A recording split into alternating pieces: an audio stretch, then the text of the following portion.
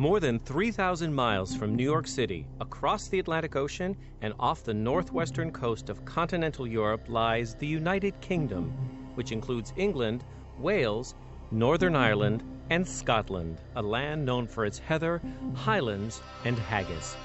Welcome to Edinburgh, Scotland, a city built on the remains of an ancient volcano and steeped in history. Perhaps one of Edinburgh's most famous and impressive historical landmarks, perched high atop the city, is the castle, which dates back to the 12th century, almost 1,000 years ago. Edinburgh's Old Town, as it's known, grew up on a narrow hill around the castle where some of its medieval houses reached as high as 15 stories, the earliest skyscrapers. The new town, a network of wide streets, grand public buildings, elegant houses, and leafy gardens, was built in the late 18th century. Scotland's second largest city and capital is home to more than 500,000 Edinburghers, as the citizens of this beautiful city are known. And you may be surprised to know that many of the world's great thinkers, artists, and writers have called Edinburgh home. People like Sir Arthur Conan Doyle, Robert Louis Stevenson, J.M. Barrie, and of course, J.K. Rowling, who wrote much of the first book of one of the most widely read children's book series of all time in a coffee shop right here in Edinburgh. Hello everyone, and welcome to Harry Potter Beyond the Page. I'm Billy D. Michelle with Scholastic, and we are coming to you live from Scotland's capital, Edinburgh, the city J.K. Rowling calls home. This is a big day for Harry Potter readers and for those about to begin their magical adventure because, for the first time ever, J.K. Rowling is live in classrooms virtually around the world. Joe, thank you for inviting us to meet you here in your hometown to talk about the fantastic world of Harry Potter. I know you wrote a great deal of it right here in Edinburgh. Yep. How much did this beautiful city and its rich history influence your writing? It had some influence. There are some small things that wouldn't have happened in the books if I hadn't been living in Edinburgh. For example, when I was looking for the surname of a particularly arrogant and annoying character, whose first name was Gilderoy, I happened to be in a church and saw the surname Lockhart, which is a beautiful surname, and a church here in Edinburgh I'm talking about, of course, and that's how Gilderoy got his surname. So there were small things like that.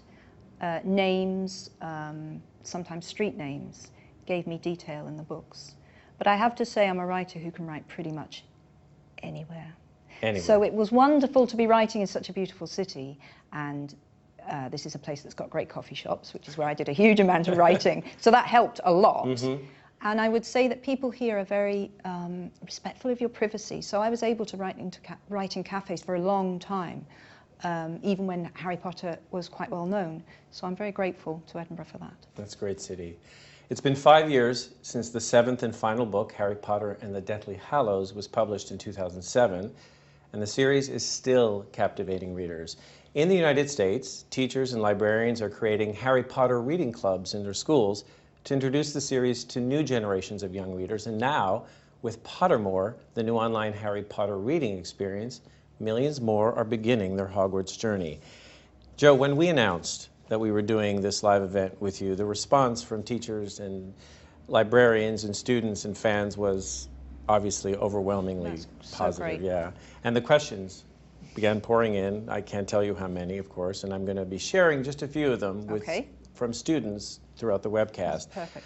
But out of all the questions we received, the one most frequently asked is one that you've been asked and answered countless times before. But I think with the series now a few years behind you, it's worth revisiting because it speaks to the phenomenon of Harry Potter. And I want to revisit those numbers for a moment. 450 million books in print worldwide, 73 languages, 150 million books in print in the US alone and counting. It's staggering. And I think the question they all want to know most is, do you have any idea why these books have and continue to enchant readers, young and old, in such epic proportions? I have thought about this. I used to say, because it was an easy answer, oh, you should ask the readers, you know, they know what they like. But over the years, I have come to understand the appeal a little better, mainly through talking to readers, I'd have to say. I think primarily people fell in love with the characters. Even though the magic is so much fun and the idea of this hidden world is so appealing, it's appealing to me as the author and as an adult, the idea that there's somewhere special, that you belong. I still think that it was the characters fundamentally that made people fall in love with the world, and above all, Harry, Ron and Hermione probably. Right, and we're going to talk about the characters because you're right, they're extraordinary. But I wanted to ask you, going back a little bit, was it always your dream to write? Always, always. I literally cannot remember a time when I knew that you had to earn your living in some way, and I didn't want to be a writer. And sometimes I was not very honest about that, because I think, well, I know my parents wouldn't have seen that as a very stable way to make a living, but it was always what I wanted to do. And in my heart of hearts, I knew that I was going to try as hard as I possibly could to write. And were you concocting stories even as a Yeah, definitely. The first book, so-called, I ever wrote, I was 6 years old, and it was about a rabbit called Rabbit. Yeah, yeah. I'd like to see that. That's. Yeah, it's not very good. No? Okay. But in retrospect, what's impressive about it to me is that I finished it. You see, I think that is the mark of someone who really wants to write. Right. Because beginning stories is often very easy, finishing them not so much. Right.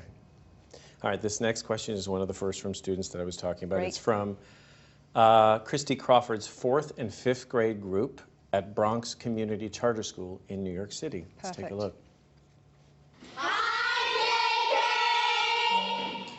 My name is Brian. I'm a writer. We're all writers. In the books, Harry has teachers like Professor Dumbledore and McGonagall who encourage him to express himself. While you were growing up, did you have teachers who encouraged you to express yourself creatively? That's such a great question. I had several teachers who did encourage me to write. I can remember I had a couple of primary school teachers who, in reading out my work to the class, made me feel very, very special. They really did, and that sticks out in my memory. The pride I felt at my work being read out to other students was a very big deal to me. I had a teacher when I was a little older called Lucy Shepherd, and her name springs very readily to my lips because I've just met her. I just did an event and she came along to it, and she was teaching me when I was in my teens. And she was a fantastic English teacher. And like Dumbledore and McGonagall in the books, she taught me things in addition to what she was teaching me about literature, things about life. You know, she was just a very good example of a woman who was very smart and someone who would stick up for herself and her principles, and that was a great role model. And that kind of validation too at a young age. Oh, really completely. I mean, you never forget the teachers who said to you, you can do this. Right. Do you remember the first sentence you wrote in the series, and the last, and how much time between? Well, I know that it was 17 years between the two. 17. And I know that I finished writing Deathly Hallows in 2007.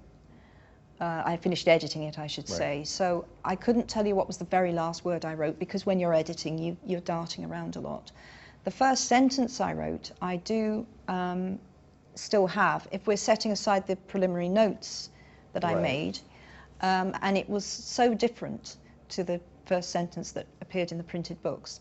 And it was, I can't quote it exactly, but it was to do with a place called Dark's Hollow. And Dark's Hollow became Godric's Hollow. So in the very first ever version of Chapter 1 of Harry Potter and the Philosopher's Stone, you saw what happened in Godric's Hollow. Whereas in the finished series, you don't get to see exactly what happened in Godric's Hollow till much later. Right. Yeah. Okay, maybe one of your favorite moments along the way in these 17 years? There are so many within the books. If we're talking about what happens in the stories, I know that I'm about to read one of my very favourite pieces to you from the first book. But there are many. Luna's first appearance, because I love Luna Lovegood so much, and I was looking forward to writing her. The graveyard scene in... I have to be very careful for people who haven't finished the series, but the graveyard scene in Goblet of Fire. for different reasons, was great to write because I'd been aiming for that point for quite a few years by the time I got to write it, so that felt very satisfying. So there are loads of different, some just really small things that I still remember enjoying writing, like stupid jingles and things that Peeves says. They were always fun to do. And how about a personal favorite moment, like along in those 17 years? For me personally, as the writer, Yeah.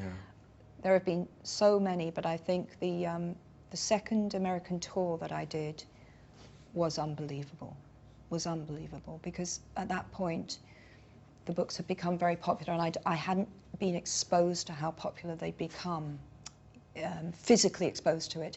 And I can remember traveling in a car towards my first signing, and there were blocks and blocks of people queuing. And I said to Chris Moran, who was working from Scholastic and who has become a friend, and we were sitting in the car, and I said, Chris, is there a sale on? And she just looked at me, are you mad? This is for you. And that was, you know, I will never forget that moment. That was the first time I really understood what has happened. Right. What a great moment. It was extraordinary, and also terrifying. You know, it was scary as well, because I just hadn't expected that. The previous tour, although we'd had, you know, maybe a couple of hundred people turn up occasionally, it hadn't been quite that crazy. Yeah. Well, it's because you created one of the most magical worlds Thank you. ever, probably, or one of the most magical worlds you've ever seen in literature, for sure, and some of the most, as we said, extraordinary characters. So, I know you said, for all of these readers watching who are about to start their journey, and for those who've been on it even multiple times, would you take us back into that world? I would love to. And I would you're really read love from to. Sorcerer's Stone, right? Yeah, I'm going to read from Sorcerer's Stone, and I'm going to read. Now, I absolutely loved writing this passage, and in fact, I started writing this sitting under a tree in a park, which is appropriate, and you will understand why it's appropriate when I've read a little more. Okay. The last shop was narrow and shabby. Peeling gold letters over the door read, Ollivanders, makers of fine wands since 382 BC. A single wand lay on a faded purple cushion in the dusty window. A tinkling bell rang somewhere in the depths of the shop as they stepped inside. It was a tiny place except for a single spindly chair that Hagrid sat on to wait. Harry felt strangely as though he had entered a very strict library. He swallowed a lot of new questions that had just occurred to him and looked instead at the thousands of narrow boxes piled neatly right up to the ceiling. For some reason, the back of his neck prickled. The very dust and silence in here seemed to tingle with some secret magic. Good afternoon, said a soft voice. Harry jumped. Hagrid must have jumped too, because there was a loud crunching noise, and he got quickly off the spindly chair. An old man was standing before them, his wide, pale eyes shining like moons through the gloom of the shop. Hello, said Harry awkwardly. Ah, yes, said the man. Yes, yes, I thought I'd be seeing you soon. Harry Potter. It wasn't a question. You have your mother's eyes. It seems only yesterday she was in here herself, buying her first wand, 10 1/4 inches long, swishy, made of willow. Nice wand for charm work. Mr. Ollivander moved closer to Harry. Harry wished he would blink. Those silvery eyes were a bit creepy. Your father, on the other hand, favoured a mahogany wand, 11 inches, pliable, a little more power, and excellent for transfiguration. Well, I say your father favoured it. It's really the wand that chooses the wizard, of course. Mr. Ollivander had come so close that he and Harry were almost nose to nose. Harry could see himself reflected in those misty eyes. And that's where Mr. Ollivander touched the lightning scar on Harry's forehead with a long white finger. I'm sorry to say I sold the wand that did it, he said softly. 13 1/2 inches. You. Powerful wand, very powerful, and in the wrong hands. Well, if I'd known what that wand was going out into the world to do. He shook his head and then, to Harry's relief, spotted Hagrid. Rubeus Hagrid, how nice to see you again. Oak, 16 inches, rather bendy, wasn't it? It was, sir, yes, said Hagrid. Good wand, that one. But I suppose they snapped it in half when you got expelled. said Mr. Ollivander, suddenly stern. Yes, they did, yes, said Hagrid, shuffling his feet. I've still got the pieces, though, he added brightly. But you don't use them, said Mr. Ollivander sharply. Oh, no, sir, said Hagrid. Harry noticed he gripped his pink umbrella very tightly as he spoke. Said Mr. Ollivander, giving Hagrid a piercing look.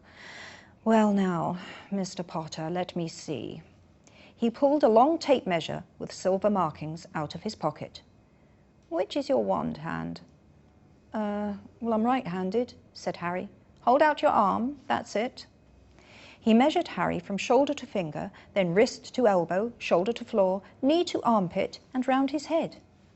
As he measured, he said, Every Ollivander wand has a core of a powerful magical substance, Mr. Potter. We use unicorn hairs, phoenix tail feathers, and the heartstrings of dragons. No two Ollivander wands are the same, just as no two unicorns, dragons, or phoenixes are quite the same. And of course, you will never get such good results with another wizard's wand. Harry suddenly realised that the tape measure, which was measuring between his nostrils, was doing this on its own.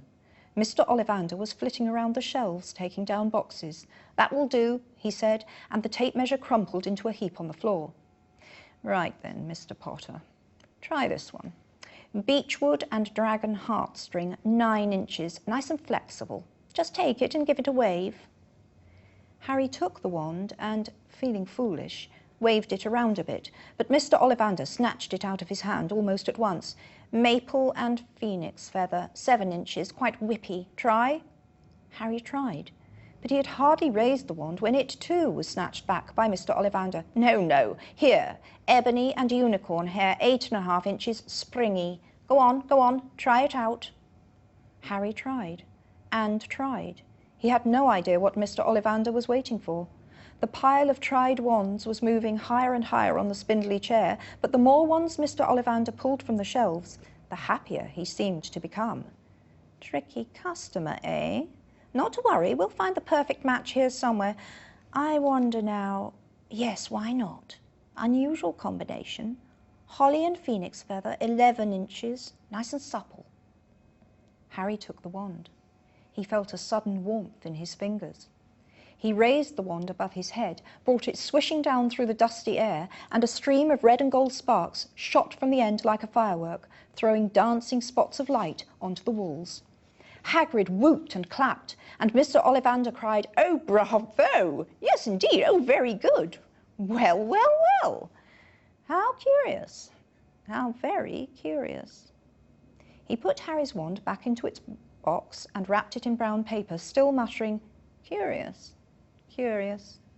"Sorry," said Harry, "but what's curious?" Mr. Ollivander fixed Harry with his pale stare. "I remember every wand I've ever sold, Mr. Potter. Every single wand. It so happens that the phoenix whose tail feather is in your wand gave another feather, just one other. It is very curious indeed that you should be destined for this wand when its brother, why, its brother gave you that scar." Harry swallowed. "Yes, 13.5 inches, you. Curious indeed how these things happen. The wand chooses the wizard, remember. I think we must expect great things from you, Mr. Potter. After all, he who must not be named did great things. Terrible, yes, but great." Harry shivered. He wasn't sure he liked Mr. Ollivander too much. He paid 7 gold galleons for his wand, and Mr. Ollivander bowed them from his shop. The late afternoon sun hung low in the sky as Harry and Hagrid made their way back down Diagon Alley, back through the wall, back through the leaky cauldron, now empty. Harry didn't speak at all as they walked out down the road. He didn't even notice how much people were gawking at them on the underground, laden as they were with all their funny-shaped packages, with the snowy owl asleep in its cage on Harry's lap. Up another escalator, out into Paddington Station, Harry only realised where they were when Hagrid tapped him on the shoulder. "Got time for a bite to eat before your train leaves," he said. He bought Harry a hamburger, and they sat down on plastic seats to eat them. Harry kept looking around. Everything looked so strange somehow. "You all right, Harry? You're very quiet," said Hagrid. Harry wasn't sure he could explain. He'd just had the best birthday of his life, and yet he chewed his hamburger trying to find the words. "Everyone thinks I'm special," he said at last. "All those people in the leaky cauldron, Professor Quirrell, Mr. Ollivander, but I don't know anything about magic at all. How can they expect great things? I'm famous, and I can't even remember what I'm famous for. I don't know what happened when the night my parents died." Hagrid leaned across the table. Behind the wild beard and eyebrows, he wore a very kind smile. "Don't you worry, Harry. You'll learn fast enough. Everyone starts at the beginning at Hogwarts. You'll be just fine. Just be yourself. I know it's hard. You've been singled out, and that's always hard. But you'll have a great time at Hogwarts. I did. Still do, as a matter of fact." Hagrid helped Harry onto the train that would take him back to the Dursleys, then handed him an envelope. "Your ticket for Hogwarts," he said. "1st of September, King's Cross. It's all on your ticket. Any problems with the Dursleys, send me a letter with your owl. She'll know where to find me. See you soon, Harry." The train pulled out of the station. Harry wanted to watch Hagrid until he was out of sight. He rose in his seat and pressed his nose against the window, but he blinked, and Hagrid had gone. That was awesome. I love that bit. I love that. really do love that bit. Those first moments in Diagon Alley are classic. I mean, those are like, you begin to really get into this world and see. Exactly. Yeah, it's so cool. Well, let's talk about Harry. Right. And his great friendship with his schoolmates, Yep. Ron and Hermione. We have a question from Alice, who's in year 7 at Tolworth Girls' School here in London, Surbiton. Oh, wonderful. Yep. Okay. How did you first imagine Harry, Ron and Hermione's relationship, and how did it change as you got deeper into the books? Well, that's an excellent question because it goes to the heart of writing a long series. Yeah. I mean, some writers say character is plot, and to a large extent I think they're right. So I gave Harry two friends, two very, very different friends. Ron is all about the fun. Right. But Ron is a very loyal person. He's a very human person, in some ways more human than Harry, who is someone who is a hero. A hero is often slightly set apart, not so much inhuman as a purified form of a human. Right. They're the one who must fulfill the quest. So Ron is there as maybe a slightly more real boy, with his faults and his flaws, and Ron gets scared, and Ron wonders, really, are we going to have to do this again? But he's always there by Harry's side. And Ron's one problem, which is Ron's problem and sometimes his friend's problem, is insecurity. Right. Ron feels that he's maybe not as good as his brothers. He comes from a very big family, and then he goes and makes friends with the most famous boy in the wizarding world. And so Ron's got some issues of his own to work through. And in doing so, Ron goes on his own emotional journey. So that's Ron's character, and that's Ron's plot, as it were. And I did know all those things about Ron from the start. I did know that that was going to be the issue within that friendship. Then with Hermione gives Harry... So Harry is a boy who needs some fun, and he gets that from Ron. Harry is also a boy who, even though he's been marked out for this strange destiny, he's someone who doesn't know a lot. And that's where Hermione comes in. Now, Hermione is all about knowing stuff. Right. So I give him these two friends who bring to Harry things he needs. Hermione is very clever. She not only knows a lot of stuff, she knows where to find out a lot of stuff. So, but she too goes through a journey through the books. So Hermione learns to loosen up quite a lot, largely through the influence of Ron. Hermione learns that there is more to life than book learning, a lesson that really she learns quite early on, and then she grows a lot as a person. So I did know those things about those characters even from the first book, and I think I needed to, because I would have run out of steam quite early on if I hadn't given them the potential to grow as people.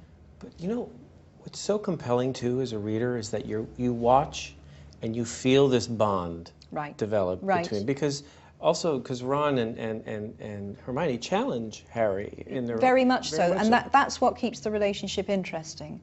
in that there is conflict within it, as there is with all human relationships. Absolutely. Even the deepest and the warmest friendships will be subject to trials.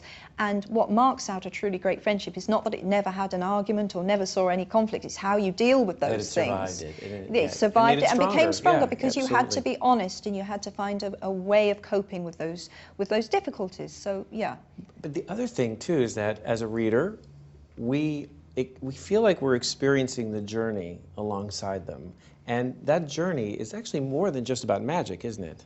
Completely, because as we're saying, you know, these are three characters whose, without wishing to be corny or cheesy, what they really need to learn about is themselves. Mm-hmm. And they, of course, need to learn about each other, but self-knowledge is key. And without giving too much away again, when we get to Harry Potter and the Deathly Hallows, what the Hallows are and what they represent reveals a lot about the people who seek them, want to use them, and being drawn to a particular Hallow tells you something about the kind of person you are. And by the time they get there, Harry, Ron and Hermione are equipped to come near such objects. And that was an emotional journey that had very little to do with magic. So you're writing these three characters. Yep. Over an extended period of time. How much of you ends up in all three of them then? I mean, there's a good argument that says that, you know, an author is in every single character they write. They have to be. You have to understand from the inside what someone's going through, which means that you have to put yourself in a lot of different heads. Mm-hmm. With Harry, Ron and Hermione, absolutely, I am in all three of them. Harry is a curious character. He's not often the most popular character in the books, for a good reason, because he has to be this questing person, and often that person is, as I say, slightly less easy to love, because their flaws tend not to be run-of-the-mill flaws. But Harry is often the bystander, the eyes onto the world, and that gives him a particular power. He is slightly detached. Detachment isn't a very lovable quality. But often people who have that detachment are rather unusual and are able to do things.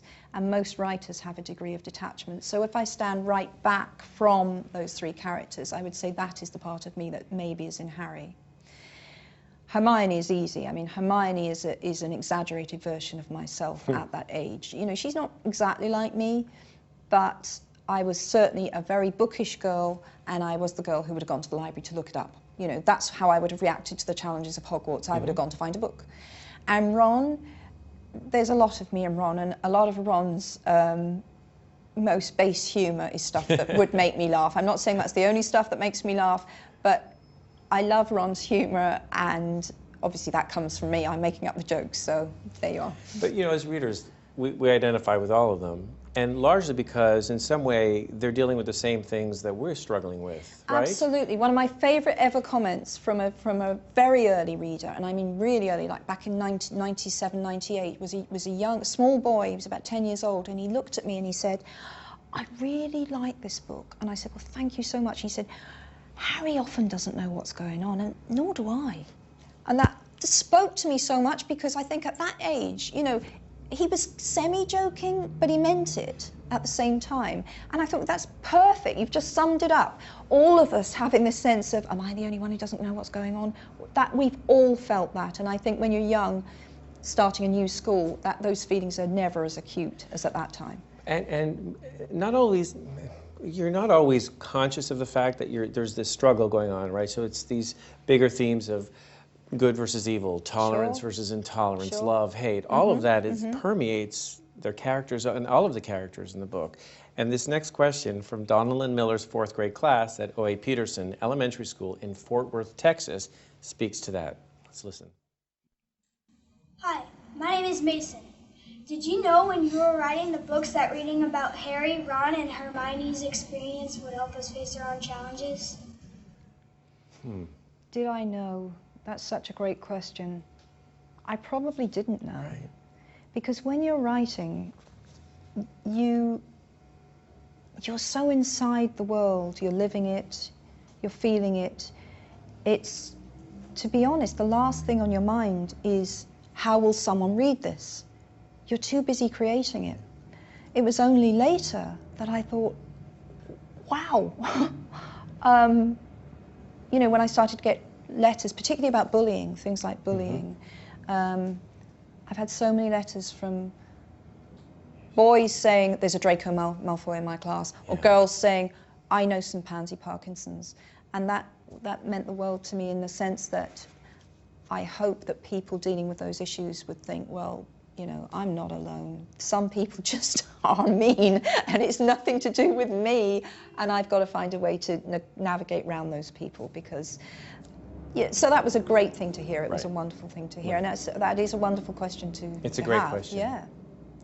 All right, so here in the UK, it's been 15 years since the first book, Harry Potter and the Philosopher's Stone, was published in the US. We're going to be celebrating that anniversary for Harry Potter and the Sorcerer's Stone next September. Right.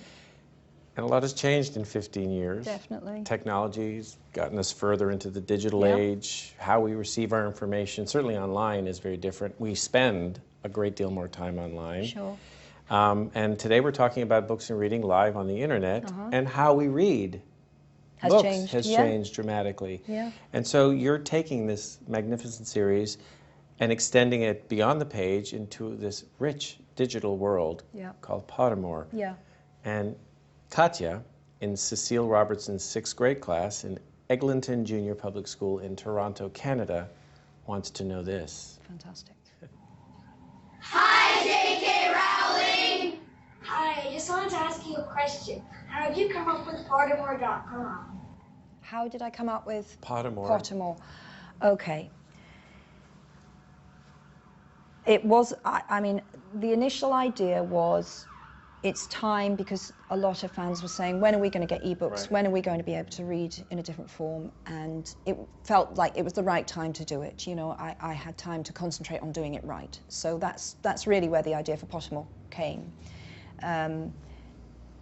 But then I wanted it to be more than that, inevitably, because, as you say, the internet has amazing possibilities that no one dreamt of in '97 when the first Harry Potter book was published.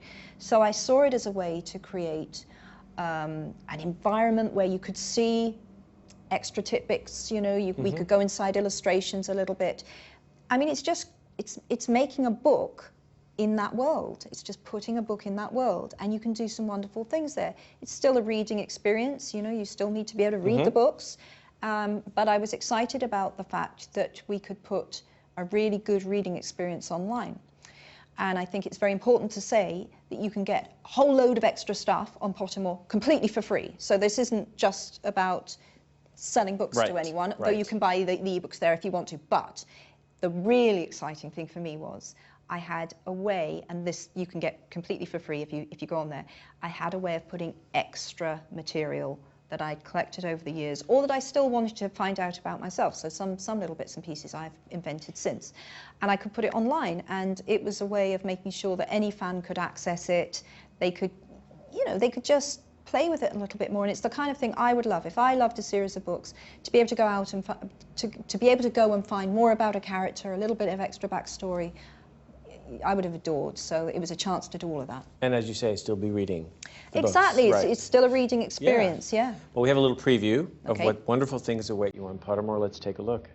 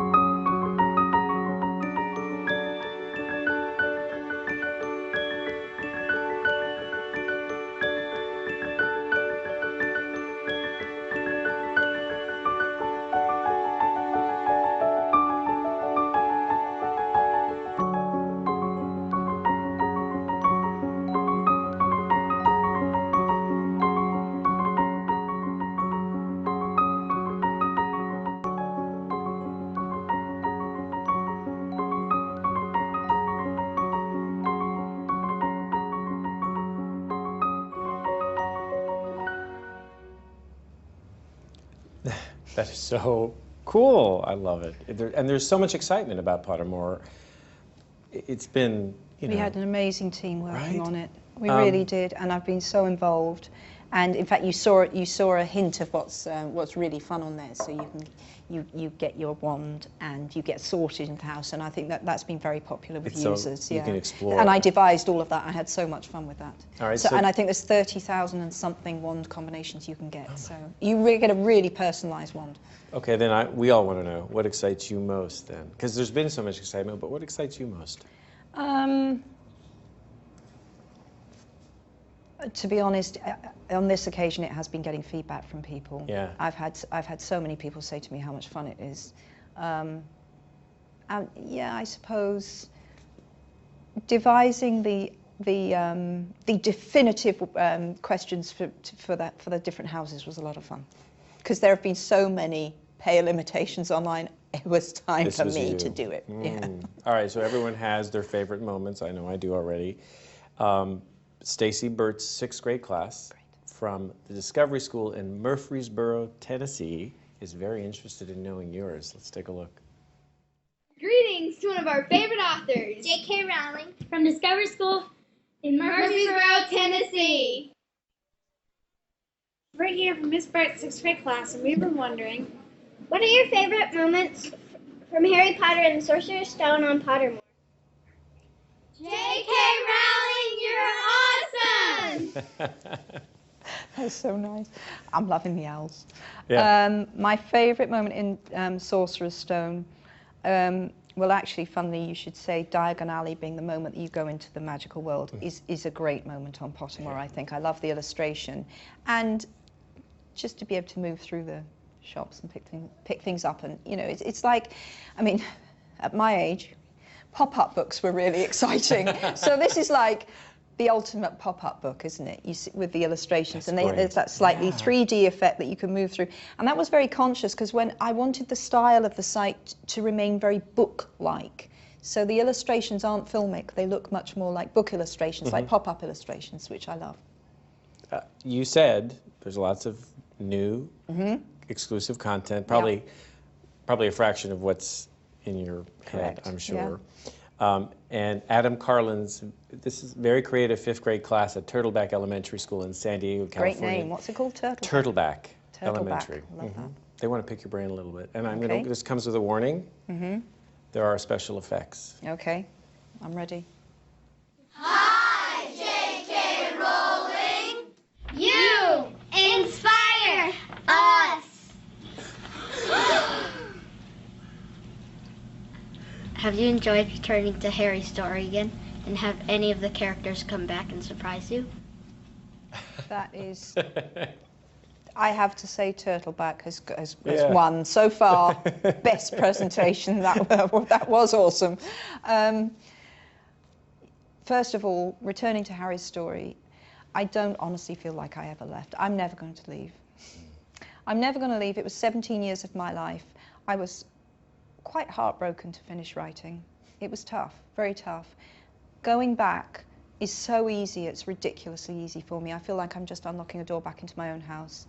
And I love that. I love having the ongoing contact. So pulling things out of boxes or inventing a little bit more for Pottermore is just fun. And it's a wonderful way to stay connected to the world and to fans of Harry's. So that's all great. Has a character come back and surprised me? I wouldn't exactly say surprised, because I did know them all pretty well. Having said that, I recently completed a full biography for Remus Lupin, who is one of my favourite characters in the series. And he's a teacher that Harry has in the 3rd book, Prisoner of Azkaban. And in writing Remus's biography, even though it was in my head, I'd never written it down, but I kind of knew what he'd done. But in writing it, I found myself getting very upset. That's all I can say, because I don't want to give anything away, but I did find myself getting quite emotional. So I can't say any more than that. I can't. You're getting emotional. I want to... Well, it just, I felt very connected to that character, and it was hard going back through his life again. We also have an exclusive first look at an illustration. Oh, perfect, from Pottermore, and we're going to take a look at it right now. It's exquisite. Isn't that beautiful? What are we looking at? I think it's inside the night bus. That's the night bus, exactly, yeah. Which is really how I imagined it. It's so funny because it looks so serene and comfortable, doesn't it? It does. And then the moment the accelerator hits the floor, you're in agony and everything's sliding everywhere. The night bus is fun. I liked the night bus. I love it. It's beautiful. It's got to be a thrill seeing all of this come to life, because that's the other thing. It's coming to life in it's been such a thrill. Partly, it's taken a long time. You know, I say we because it's a big team of creators who've worked on this project, and it's been a few years, and people kept saying, when are you going to do ebooks? When are you going to do ebooks? And I couldn't say, because we were working on what we hoped would be a really great reading experience online, and finally see it come to life has been wonderful. I'm logged on as a normal, yes, as a you know, a participant. I wanted to have the experience just like everyone else, so I'm on there. Yeah. So we polled yes. Pottermore fans, Fantastic. many of them. Great. We asked them what question they most wanted you to answer. Okay. And close to 40,000 people voted. Wow. And the question they selected with 40% of the vote, which is, which Pottermore house are you in? Well, yeah, that's a great question, because as I say, I know how it works. So I logged on, and I'm now on Pottermore as a regular user, and that's how I go check what's going on, although I'm not going to give my name, and my username. And so I went through the sorting, and I am you know me, Billy, what do you think I am? You have to be Gryffindor. I am Gryffindor. Yeah.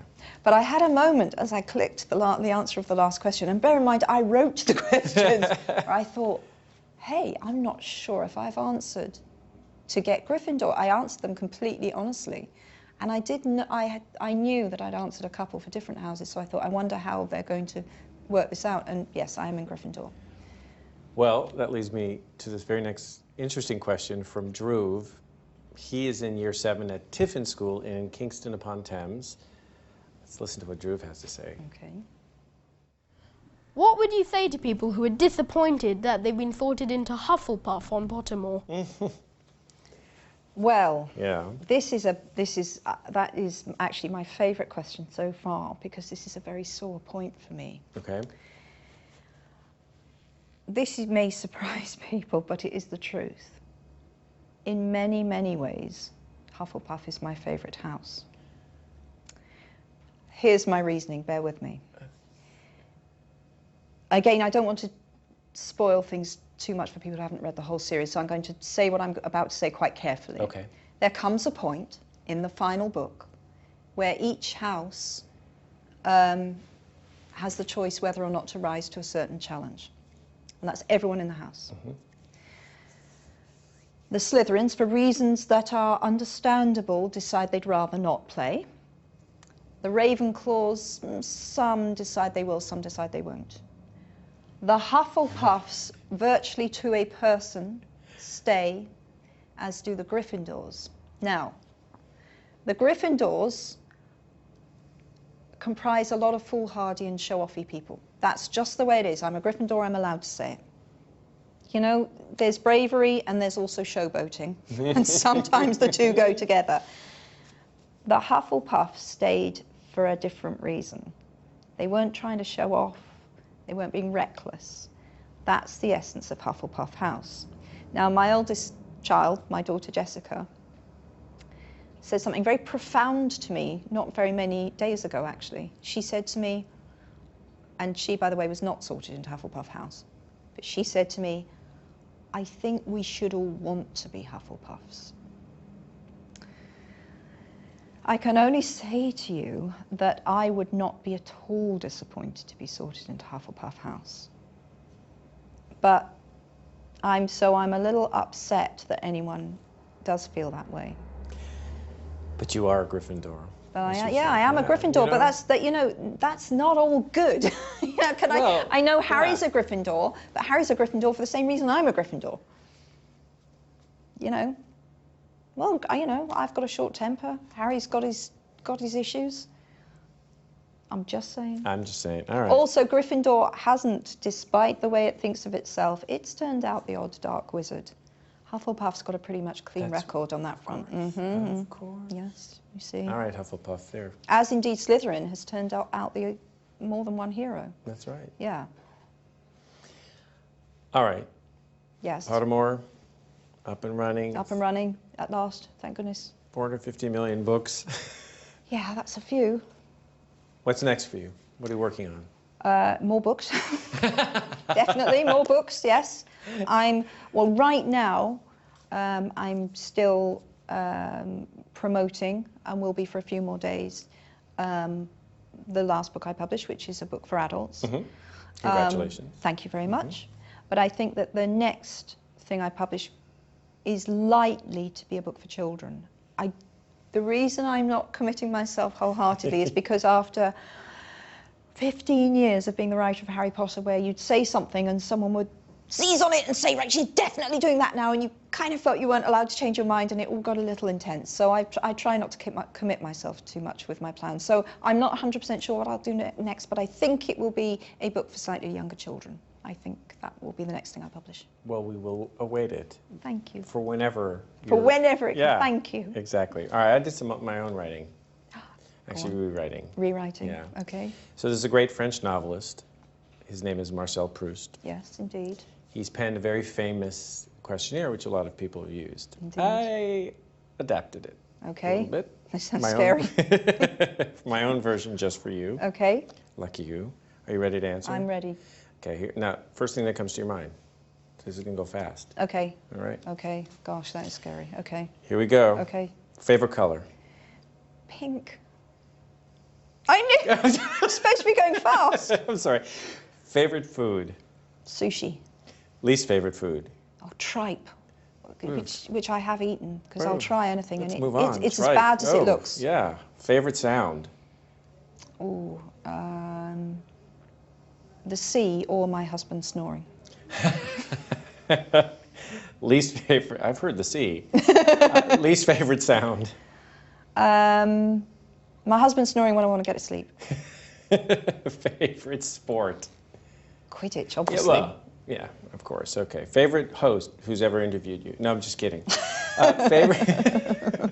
Favorite thing to do when you're not working? Take my kids out somewhere fun, or I'm quite a creative person. I like to draw. Listen to music. Not very exciting answers, are they? But Yeah, that's the yeah. truth. No. Oh, and I love cooking. I love to cook. Yeah. And baking? Yeah, I love to bake. Yeah.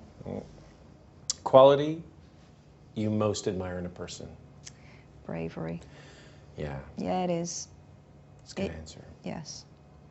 Okay, this is the last of the questionnaire. Complete the sentence. If I wasn't a writer, I would be... Depressed. Is